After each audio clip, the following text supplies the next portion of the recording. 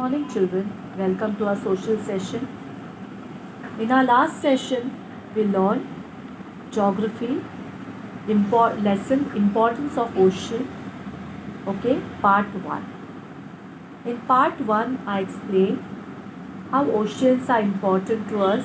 We learned about different oceans and salinity of the seawater and how we get salt from the seawater, okay, and even the variety of food, importance of salt in food, all this we had learned.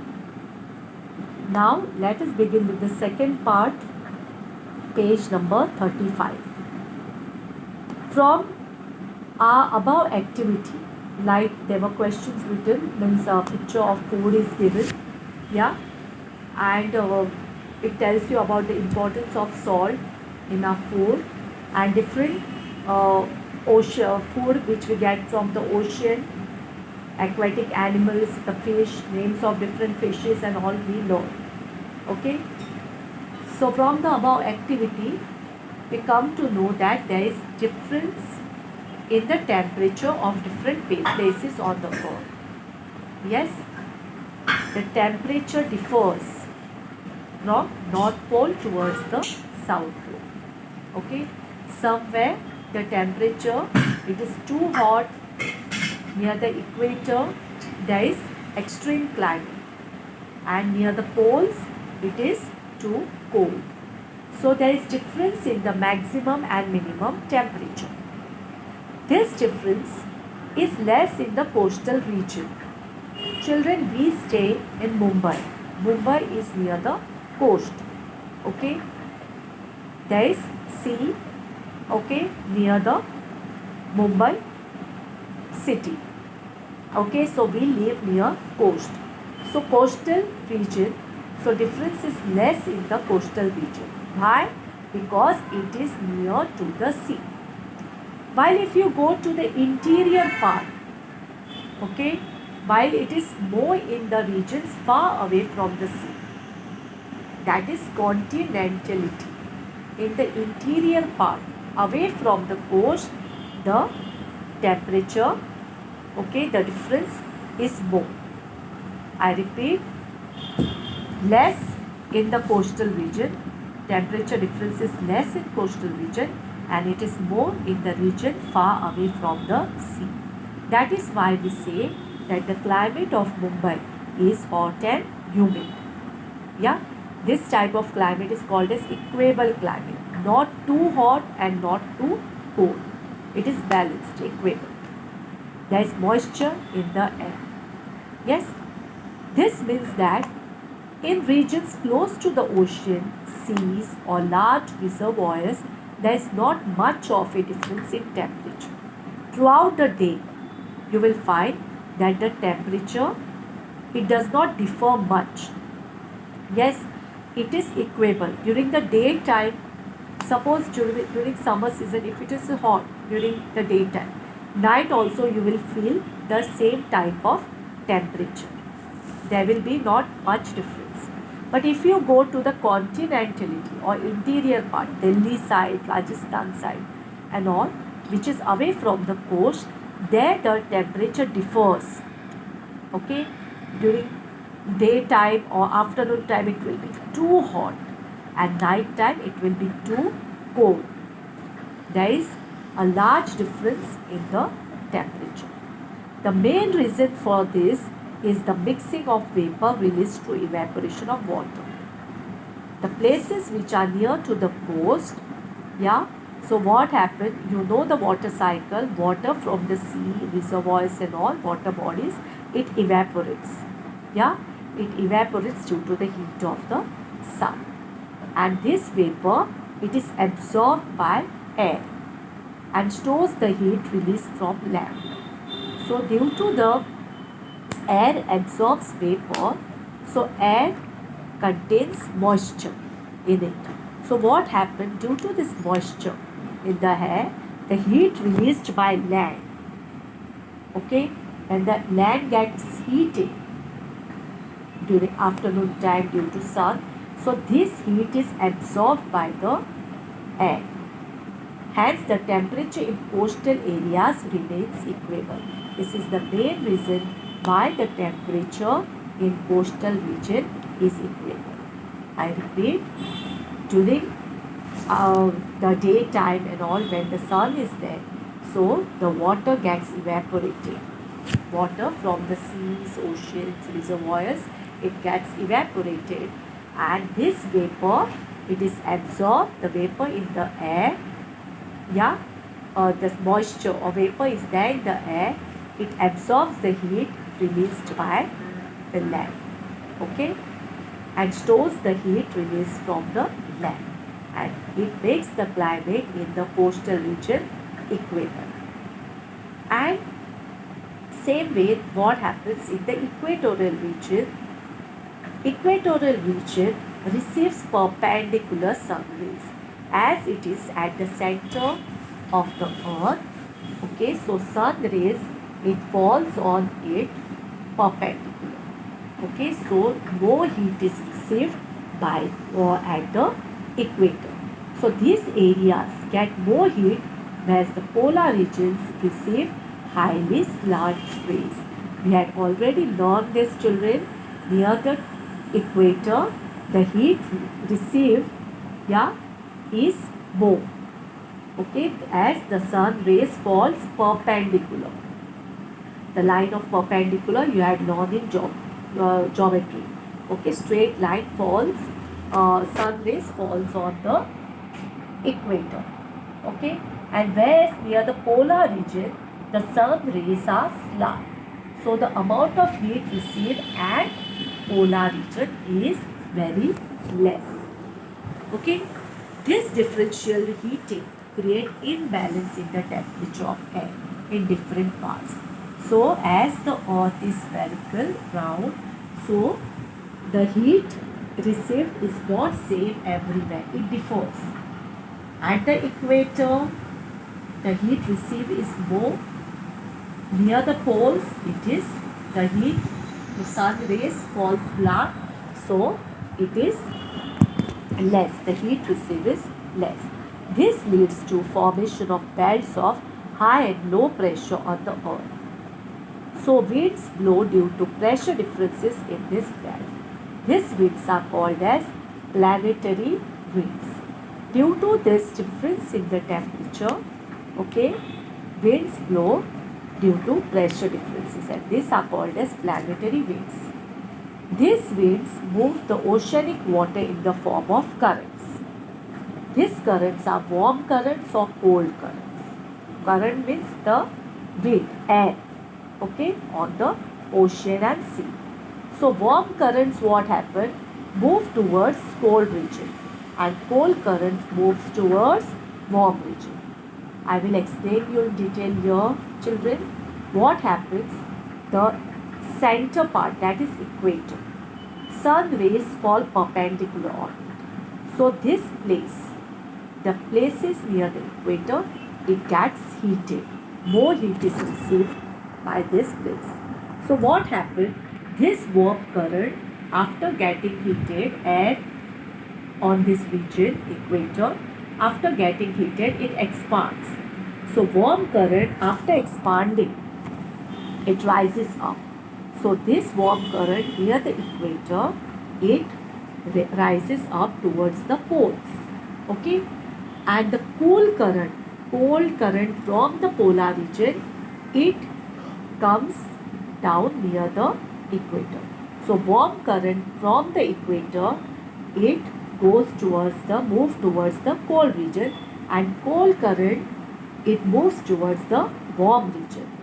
This means ocean current move from equatorial region to polar region, and from polar regions to equatorial region.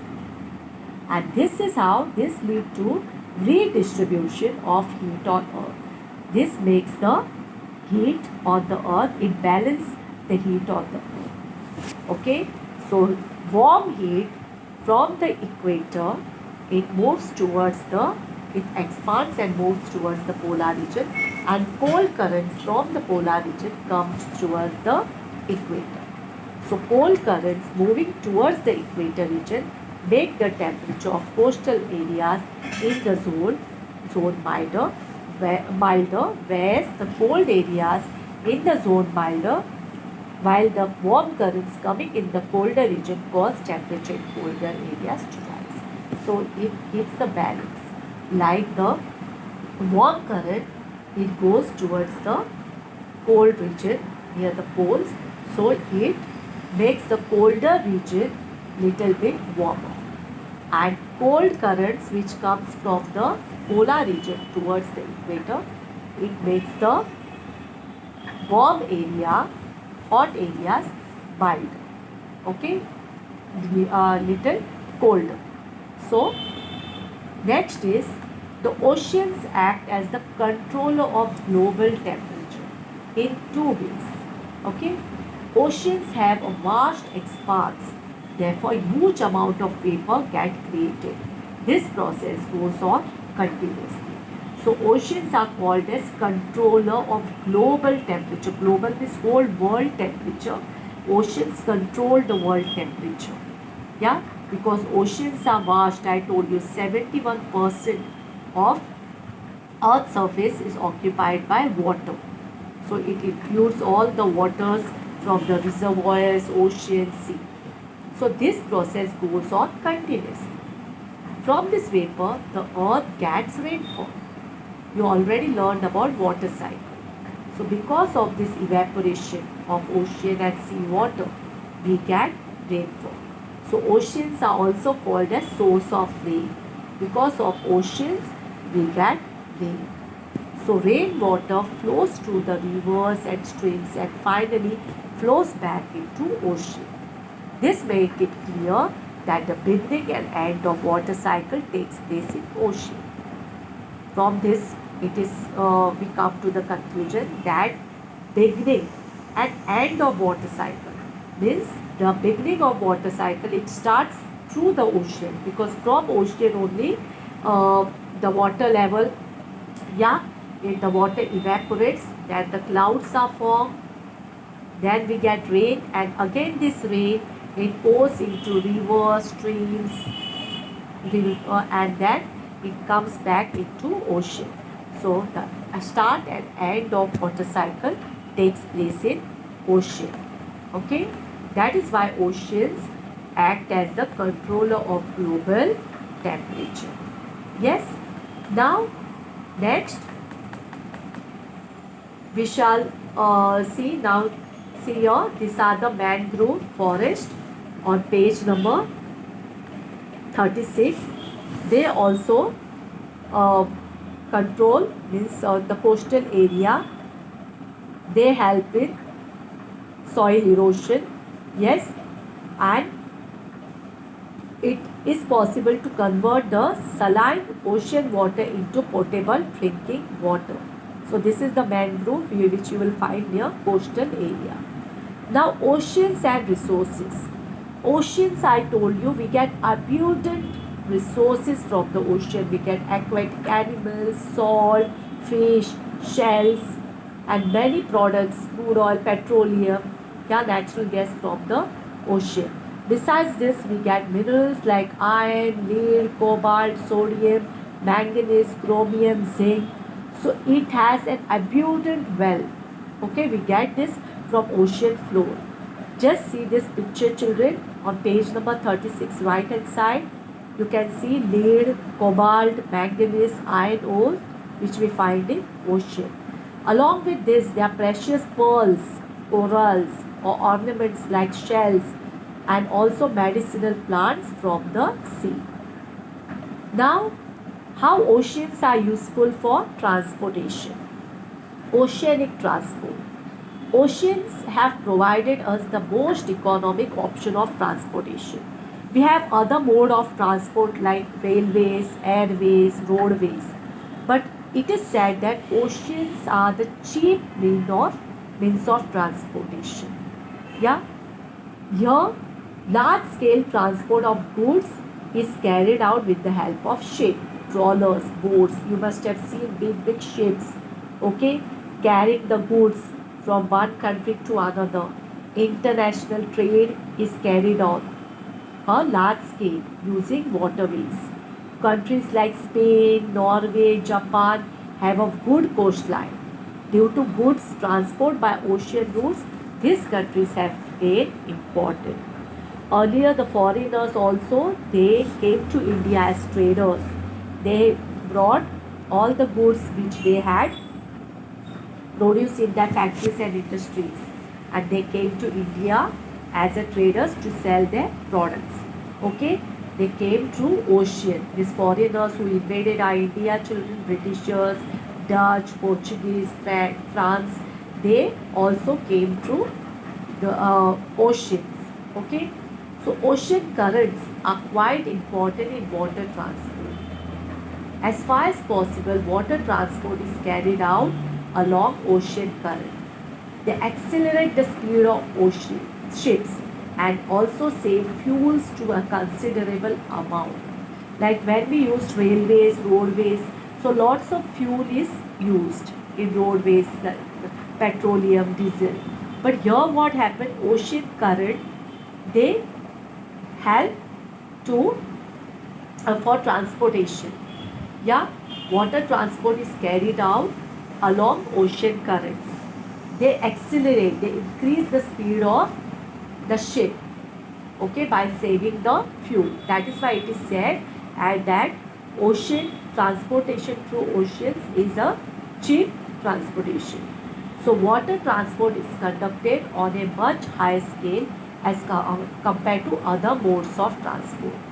Big what we say machineries and all are brought through water transport. For transport of bulky materials, just now I told you heavy materials like coal, crude oil, raw materials, metallic minerals, food grades, etc. Water transport is given preference. Okay. Now next is issues related to oceans. Now from this explanation, you must have understood importance of ocean, how oceans are important. It gives us enormous wealth. I told you what ocean give us. Okay, many aquatic animals, plants, medicinal plants, then oil, crude oil, natural gas. All this we get different types of minerals. Yeah, so it is our duty to save ocean from pollution. Okay, so there are many ocean issues related to oceans. About 70.8% of the surface of earth is occupied by water. Now, in order to fulfill his requirement, man has undertaken many activities, and this lead to production of huge amount of different types of waste. Okay, the waste from factories, industries, the sewage water which comes out from our houses and all. Okay, we wash utensils and different types of domestic means water, sewage water, industrial waste. Okay, what happened? It pollutes the ocean water. So the pollution of oceanic water is major and serious issue that has developed in recent times. See, listen to, just look at this page number 37. You can see how the ocean water is polluted. First of all, oil spills. Yeah, we bring oil. Okay, there is transportation of oil from different Saudi Arabian countries. So while carrying oil, what happens? The oil gets spills. Okay, crude oil, petroleum, and all. Okay, so it falls in the ocean water. It spills in the ocean water, which is harmful for the aquatic animals. Many years back, it was told that one uh, ship carrying oil cans, okay, was what happened? It got uh, what we say, it fell on, it got sink in the Arabian Sea, and that is why many fishes died. Okay, they died due to this leakage of oil. Okay, oil spills in the ocean water, and it is harmful to eat this kind of fishes. Okay, releasing the waste produced in the coastal cities into cities. In coastal cities, we have different industries, factories, chemical factories. So the waste, industrial waste, then sewage water, okay, they get mixed in the ocean water. Just see the picture on page number 37. Sewage will released into the sea. Okay, it gets mixed in the sea water. Yeah, we throw it in the sea water. Then materials thrown out from ship. Most of the some material which is thrown out from the ship. Then exploitative fishing. Yeah, cutting of mangrove forest in coastal areas. Disaster caused by water mines during mining and all. There is some disasters, so it gets mixed in the water. It pollutes the water. Sewage released by industrial and cities. Excavation carried out in seas. These are all reasons for the pollution of sea water. All the things listed above lead to large-scale pollution of oceanic water.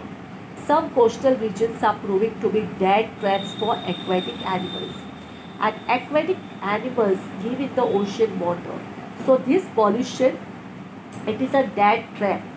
Okay, they feed on this. Suppose anything which garbage and all which we throw in the ocean, or harmful sewage water or industrial waste, the aquatic animals, they feed on that. They and they die. As a result, many aquatic animals are under the threat of being extinct. Example, the blue whale, some types of sea turtles, dolphins, etc.